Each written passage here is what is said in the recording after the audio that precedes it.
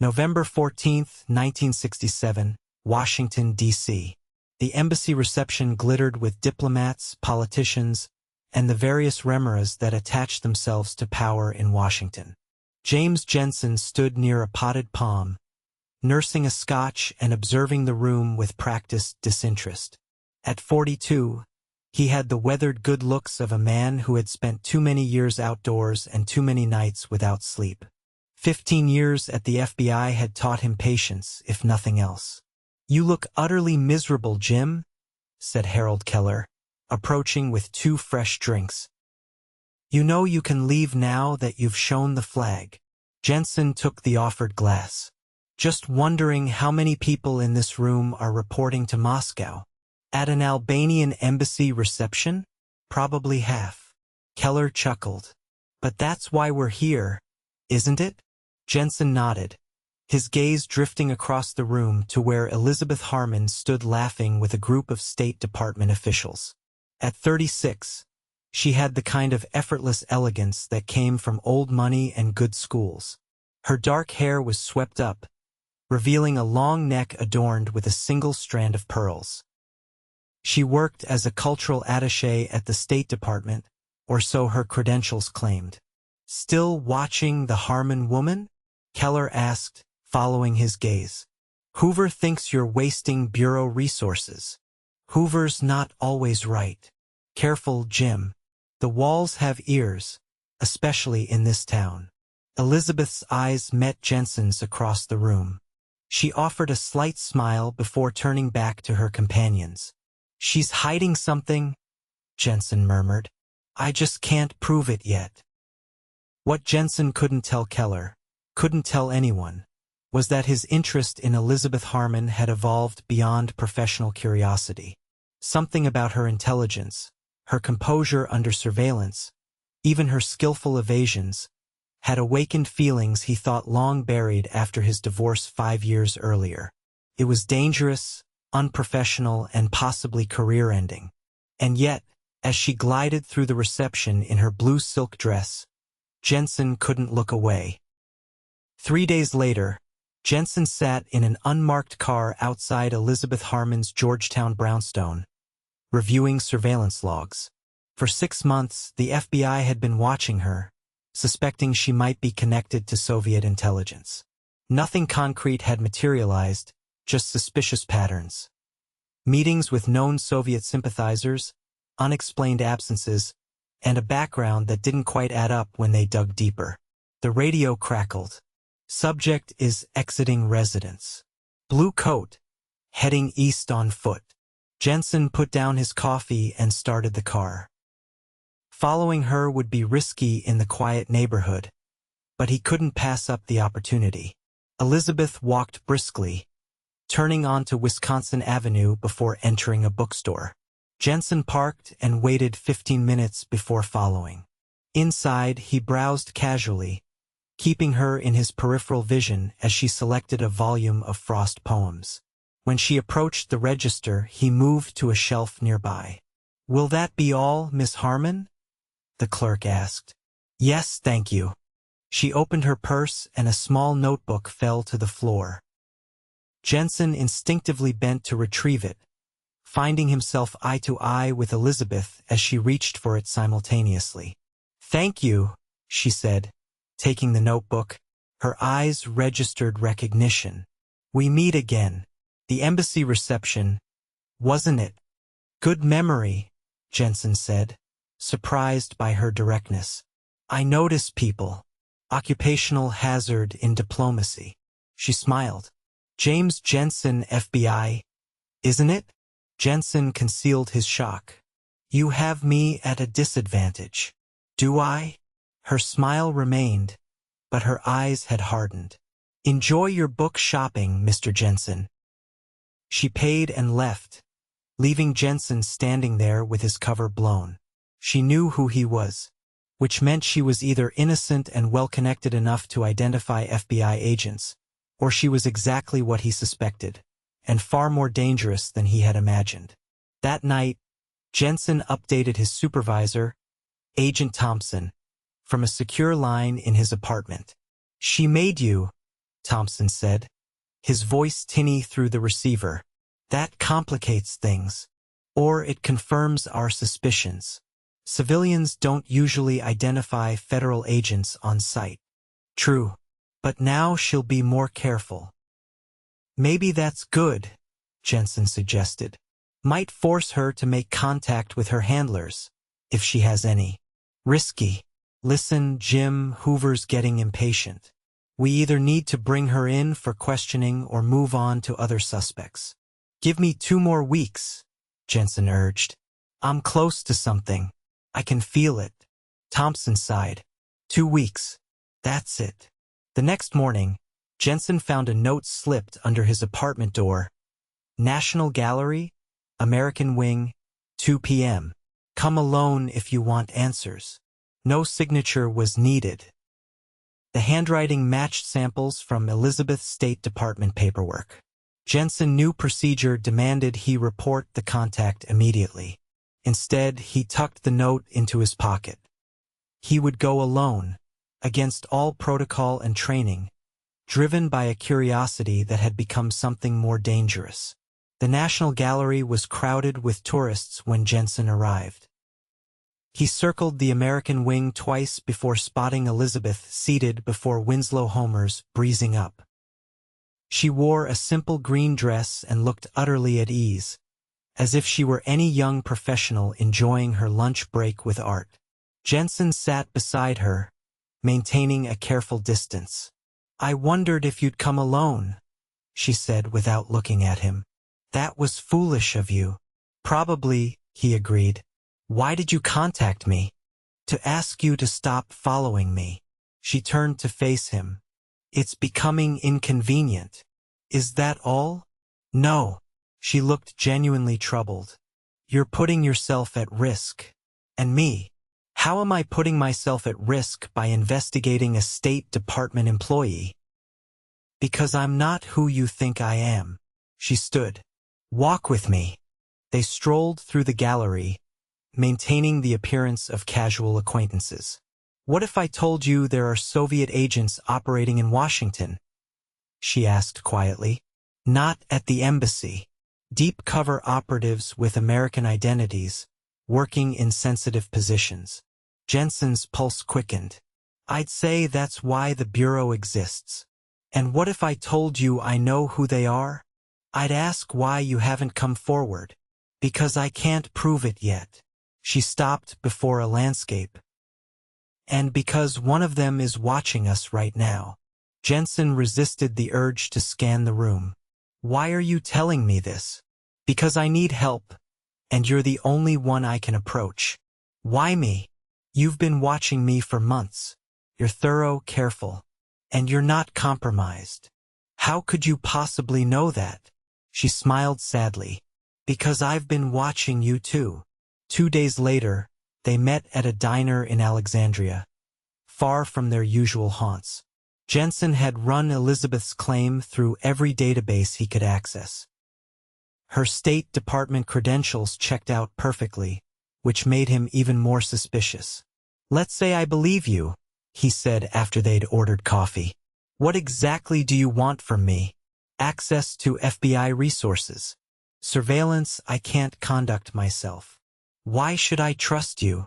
She pulled a small envelope from her purse and slid it across the table. Because of this. Inside was a photograph of a middle-aged man entering the Soviet embassy through a service entrance. That's Martin Reynolds, Deputy Director of European Affairs at State, Jensen said, recognizing him immediately. Taken last Tuesday at 11:42 p.m. Jensen studied the photo. How did you get this? I've been conducting my own investigation for almost a year. On whose authority? She hesitated. That's complicated. Uncomplicated. Elizabeth leaned forward. I work for a specialized unit within State. Officially, we don't exist. CIA? No. Something more selective. We report directly to the Secretary. Jensen frowned. I've never heard of such a unit. That's the point. The waitress refilled their cups. forcing a pause in the conversation. "Reynolds is just the tip," Elizabeth continued once they were alone. "There's a network of at least 6 deep-cover Soviet agents in Washington, placed in the State Department, Defense, and we believe one in the FBI itself." Jensen felt a chill. "That's a serious accusation. It gets worse. We think they're preparing something major. Reynolds has been accessing nuclear deployment documents. If this is true, why come to me instead of going through official channels? Because we don't know how high the penetration goes." She met his eyes. "And because you've been watching me with the kind of attention that tells me you're not compromised. Or you're trying to compromise me now. Yes, that's a possibility you have to consider." The honesty of her response caught him off guard.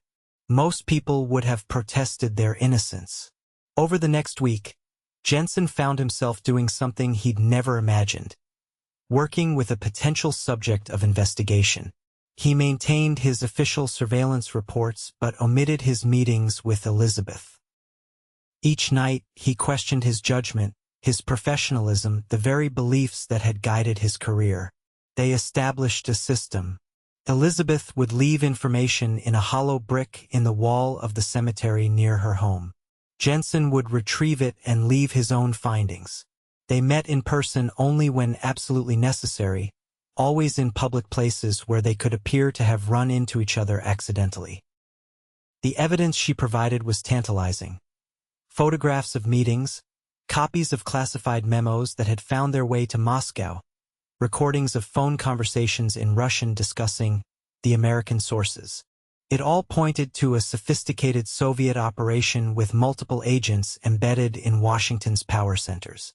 Privately, Jensen began building a parallel case file, one he kept in a locked box in his apartment. If Elizabeth was setting him up, the evidence would be there. If she was telling the truth, he was sitting on the biggest counterintelligence case since the Rosenbergs. On a rainy Tuesday evening, Jensen was transcribing notes when his phone rang. "We need to meet," Elizabeth said without preamble. "Now. What's happened?" "They're on to us. My apartment was searched today." "How do you know?" "Because I've been doing this long enough to know when someone's been through my things," she snapped.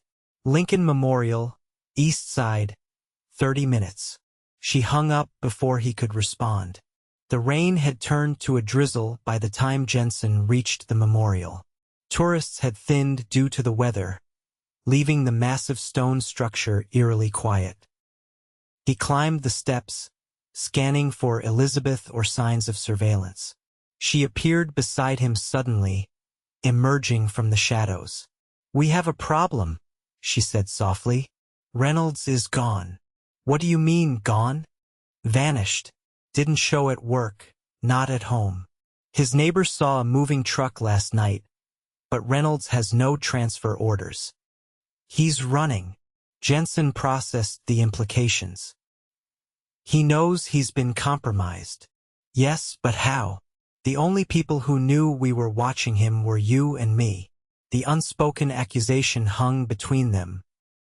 "Unless there's someone else," Jensen suggested. "Someone watching us both." Elizabeth's expression hardened.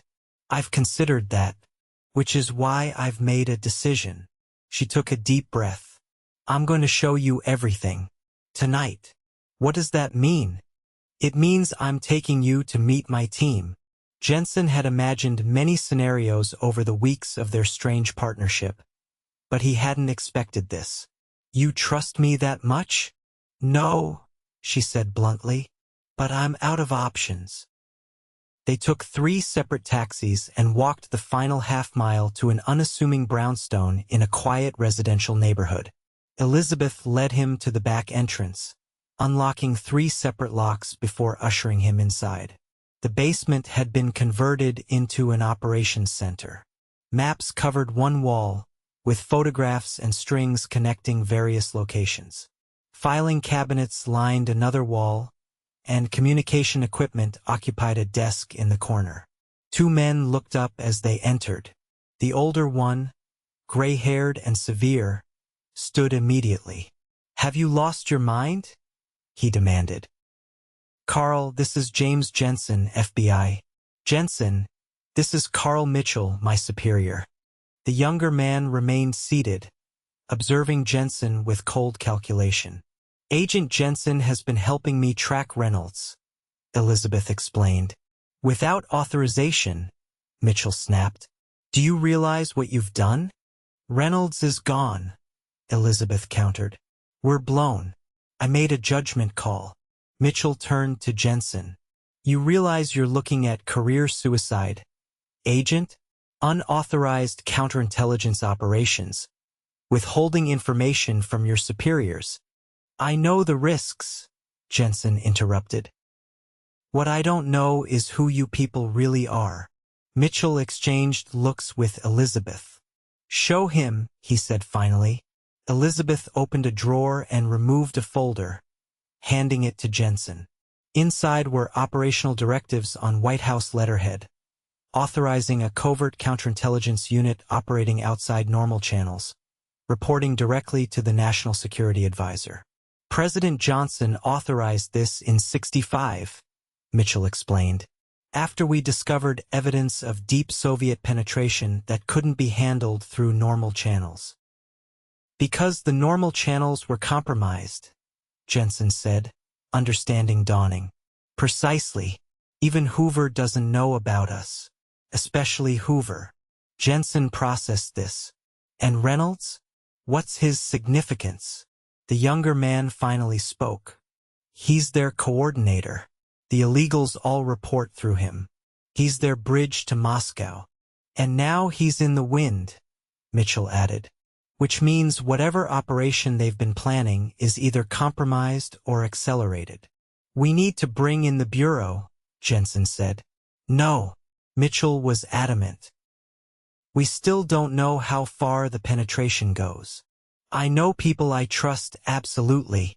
Everyone says that about the mole in their organization. Elizabeth interjected gently. The younger man stood. We have 12 hours, maybe less, before Reynolds is out of the country. Our priority is finding him. And how do you propose we do that without resources? Jensen demanded. We have resources, Mitchell said, just not official ones. Over the next 8 hours, Jensen witnessed how a truly deniable operation functioned. Mitchell's team had cultivated assets throughout Washington. Hotel clerks, airport personnel, taxi dispatchers, all reporting unusual activity. They monitored emergency frequencies and tapped into telephone exchanges through methods Jensen knew were entirely illegal. By dawn, they had narrowed Reynolds' possible locations to 3 sites in the Virginia countryside. We need to split up, Mitchell decided. Jensen, you're with Elizabeth. Take the farmhouse near Middleburg. And if we find him? Jensen asked. Observe only. Report back. This is reconnaissance, not an arrest. Jensen nodded, though he had no intention of letting Reynolds escape if he found him. The drive to Middleburg was tense, Elizabeth navigating while Jensen focused on ensuring they weren't followed. You still don't fully trust us, she observed after several miles of silence. Would you, in my position? No, she admitted. But I hope you trust me at least a little. Jensen glanced at her.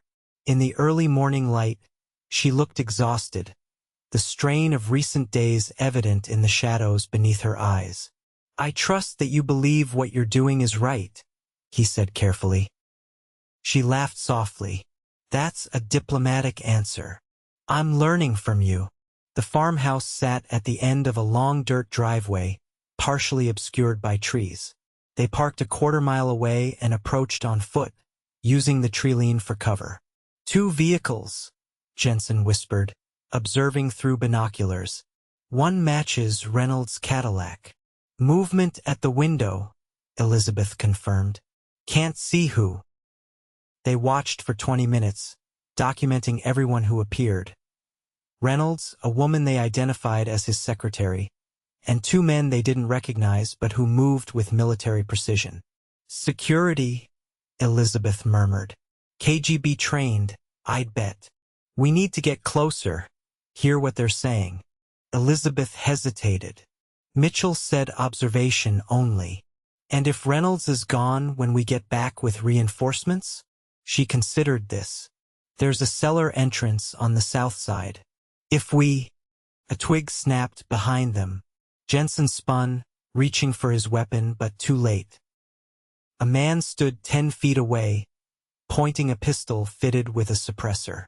"Stand up slowly," he said with a faint accent. "Hands where I can see them." They complied. The man gestured with his gun. "Walk to the house. Any noise, I shoot the woman first." As they approached the farmhouse, Jensen catalogued their options, each worse than the last. The armed man kept a professional distance, giving him no opportunity to attempt disarming him. Reynolds met them at the door, his face a mask of cold fury. "Inside," he ordered. "Quickly." They were led to a study where the two security men searched them thoroughly, removing Jensen's gun and both their watches. "The FBI agent who's been following Elizabeth," Reynolds said, examining Jensen. "And Elizabeth herself. I'm almost impressed you found me." "It's over, Reynolds," Jensen said. "People know where we are." Reynolds smiled thinly. "I doubt that very much." He turned to Elizabeth. "I'm particularly disappointed in you. We've worked together for 3 years. I thought we had an understanding." "The only understanding was the one you had with Moscow," she replied. Reynolds sighed. "Such a waste of talent." He nodded to one of the guards.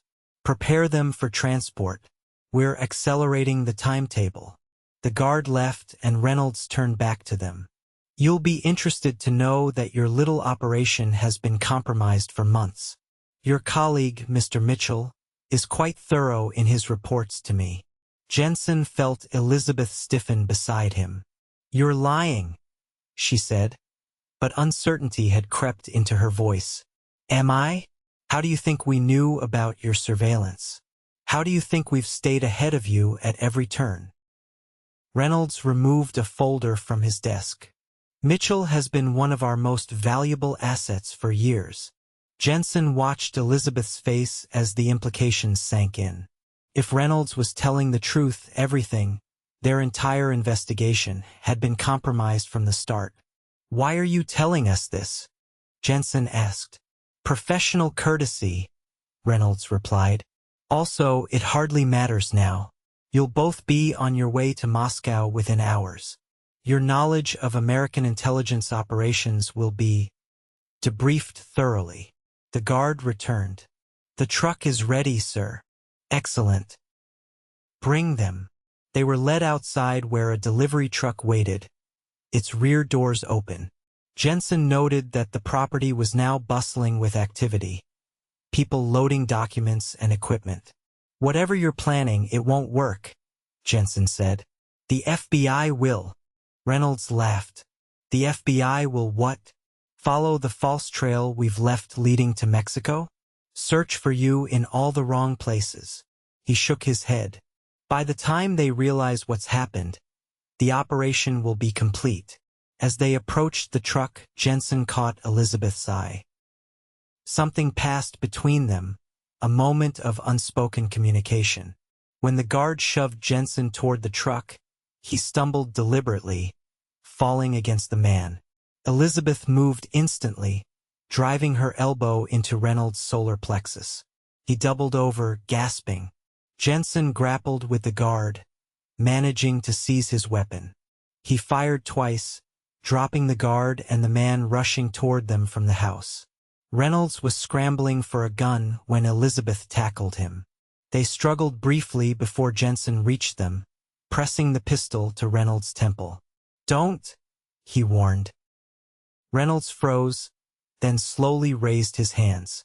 "The secretary," Elizabeth gasped, looking around. "Where is she?" A car engine roared to life. Through the trees, they saw a vehicle speeding down the driveway. "Let her go," Jensen decided. "We've got Reynolds. That's what matters." They used the guard's belt to secure Reynolds to a chair inside the house while Elizabeth located a phone. "We can't call Mitchell," she said, the betrayal fresh in her voice. "No," Jensen agreed. "But I know someone we can trust." 90 minutes later, the farmhouse was swarming with FBI agents under the direct supervision of Assistant Director Sullivan, whom Jensen had insisted on speaking to personally. Reynolds sat stone-faced as agents cataloged evidence. Codebooks, radio equipment, classified documents, and detailed dossiers on potential recruitment targets throughout Washington. Sullivan took Jensen aside. "This is the biggest Soviet operation we've uncovered in years. Hoover's on his way from Washington." "There's more," Jensen said. "The woman who escaped. She'll lead us to the others if we move quickly." Sullivan dispatched teams to establish surveillance at every location Jensen and Elizabeth had identified. "What about Mitchell?" Elizabeth asked when they were alone. "Being picked up as we speak," Jensen assured her. "Along with the rest of your team, until we can sort out who's compromised and who isn't.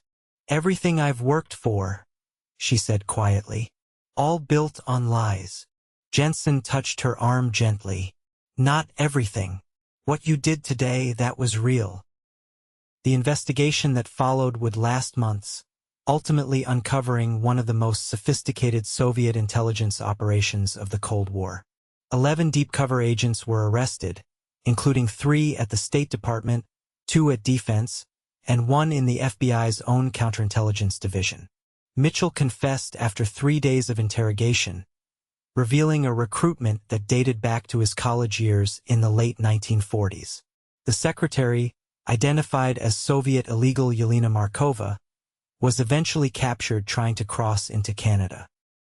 For Jensen and Elizabeth, the aftermath brought both professional recognition and personal complication. Their unauthorized investigation became the subject of closed congressional hearings, where they were alternately praised for their initiative and criticized for operating outside the chain of command. On a snowy evening in December, they met at a small cafe near the Capitol, both physically and emotionally exhausted from weeks of debriefings. "Sullivan says I'm being considered for a position in a new counterintelligence unit," Jensen told her. "Congratulations." Elizabeth smiled. "You deserve it. What about you? Now that your unit is—" He trailed off, not wanting to reopen wounds. "Disbanded? Exposed as thoroughly penetrated by the very people we were hunting." She shrugged.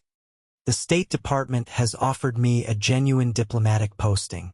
Paris. Paris." Jensen nodded, trying to mask his disappointment. "That's a good assignment." "It is." She studied him. "I've been authorized to request support staff." "Oh, an FBI liaison. Someone familiar with counterintelligence operations." Jensen felt something stir within him, hope perhaps. "Anyone in mind?" "Someone I've worked with.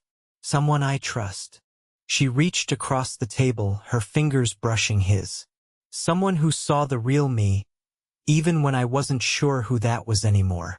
Outside, snow continued to fall on Washington, covering the city in a blank white sheet that concealed its secrets, its lies, and occasionally, its truths. For 2 people who had built careers in the shadows of deception, the prospect of something honest was both terrifying and irresistible. Jensen turned his hand to hold hers. "I'll need to talk to Sullivan." "Of course." Elizabeth smiled. "We'll do everything by the book this time." "Well," Jensen said, returning her smile, "maybe not everything." Their relationship, born in suspicion and forged in shared danger, would become something neither of them had expected to find in the wilderness of mirrors that was Cold War espionage. A truth they could both believe in.